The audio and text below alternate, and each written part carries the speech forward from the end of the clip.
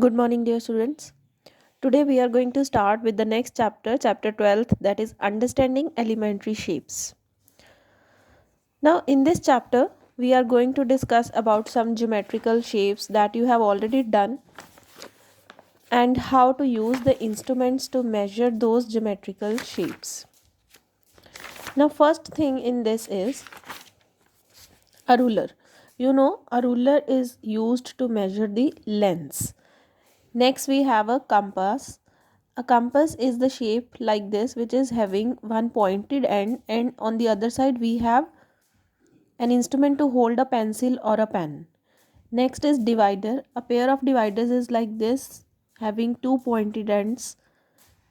Then we have set squares. So, set squares are the types of triangles. One set square is having the angle of 30, 60, and 90, like this. Here, 90, 60, and 30. And the other set square is 45, 45, and 90 degree. These set squares are used to draw the parallel and perpendicular lines. Next, we have a protractor. A protractor is a semicircular device. You know all this thing. It's like this, which is having markings in the inner and outer from 0 to 180. And it is used to measure and construct angles. Next is line segment. We have already done about line segment. Line segment is a part of a line.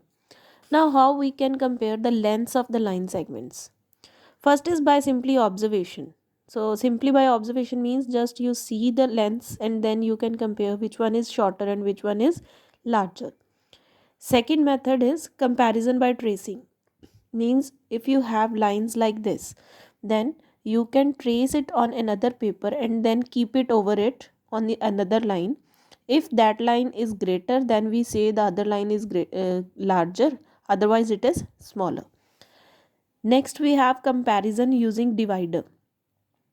Now, divider, how you can use a divider for this?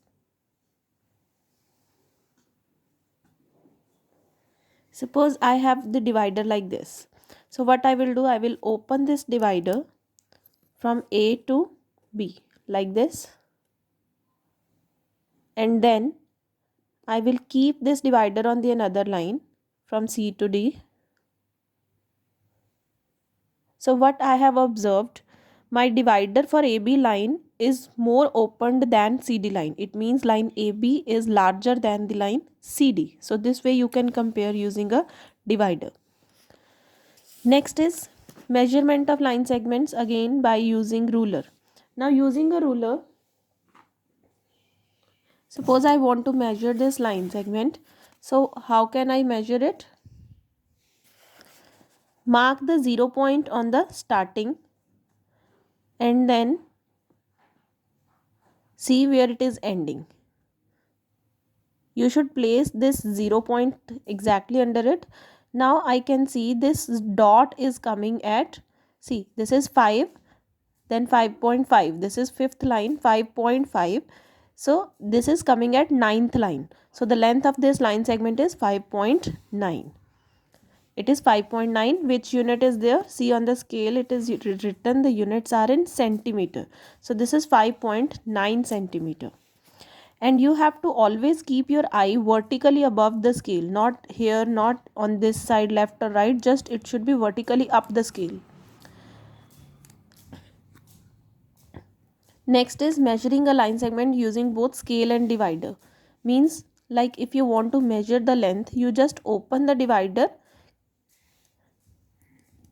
according to the length of the line and then keep it on the scale. Then you can measure the length of the line segment. Like if I have this line, I will open the divider like this. From this point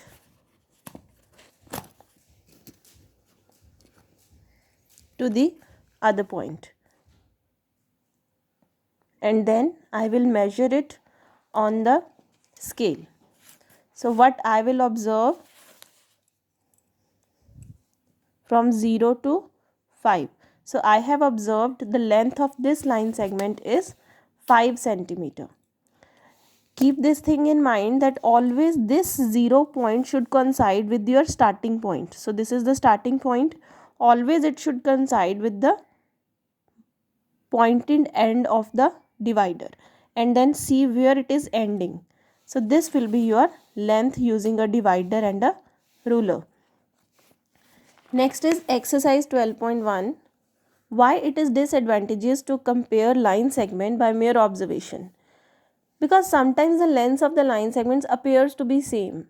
It looks like they are exactly same, but when we measure, one is smaller and one is larger. So there can be a very little difference, very minute difference. So by just mere observation, we cannot decide which is larger and which is smaller. Third question is, draw a line segment, say PQ, take any point R between P and Q, measure the lengths of PR and RQ. Can we say that PQ is equal to PR plus RQ? So I have just drawn a line PQ and there is a point R in between it. Now let us measure the lengths of these line segments. First is PR. Now from P to R, see, from P to R, it is 3.2 centimeter. So PR is, then R to Q it is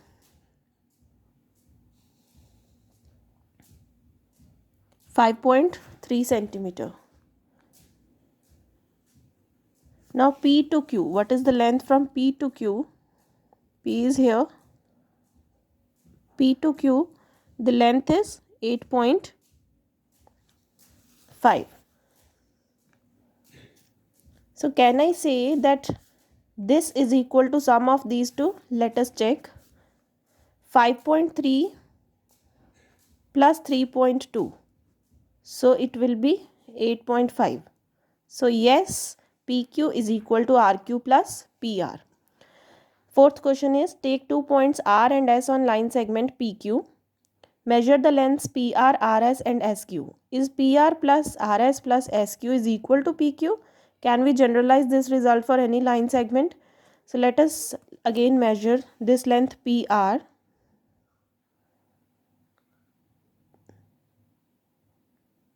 As you can see, PR is 2.4 centimeter. R to S is 3.1 centimeter. S to Q is, see, S to Q, it is 2.9 centimeter.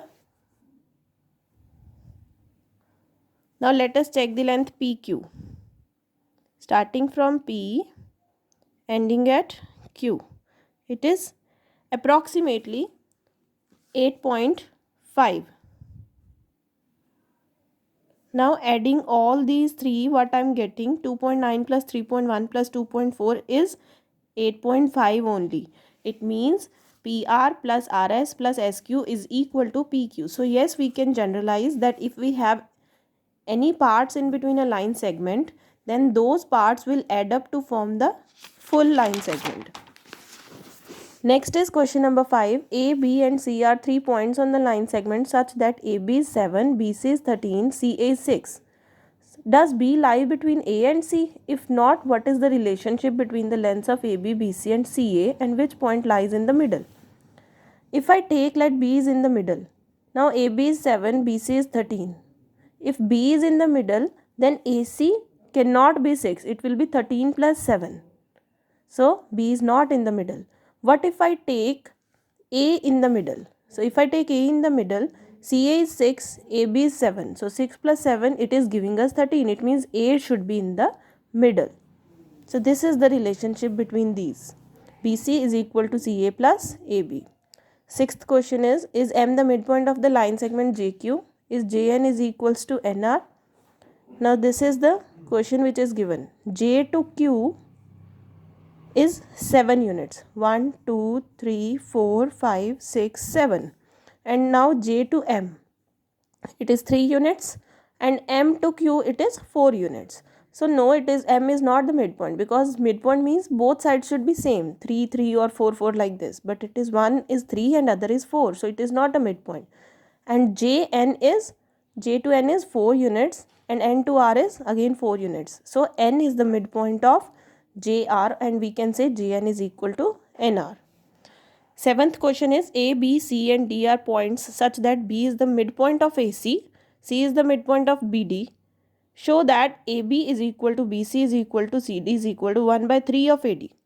Now given B is the midpoint and B is the midpoint of AC and C is the midpoint of BD. We want to show that all these parts are equal. AB is equal to BC is equal to CD, and it is 1 by 3 of AD. Now B is the midpoint of AC, it means AB is equal to BC. Similarly, C is the midpoint of BD, so BC will be equal to CD. Now from 1 and 2, AB is equal to BC and BC is equal to CD. So what can I say? They all are equal. So AB is equal to BC is equal to CD. Now the length AD can be split up like this: AB plus BC plus CD. So they all are equal, so I can write AB plus AB plus AB. In place of BC we can write AB because they are equal, and in place of CD also I can write AB because it is also equal. So this becomes 3 times of AB. AB plus AB plus AB means 3 times of AB. When I will take this 3 to the other side, it will become 1 by 3 of AD is equal to AB. So this I wanted to prove. Question number 9th and 10th of exercise 12.1 is your home assignment for today. Thank you. Have a nice day.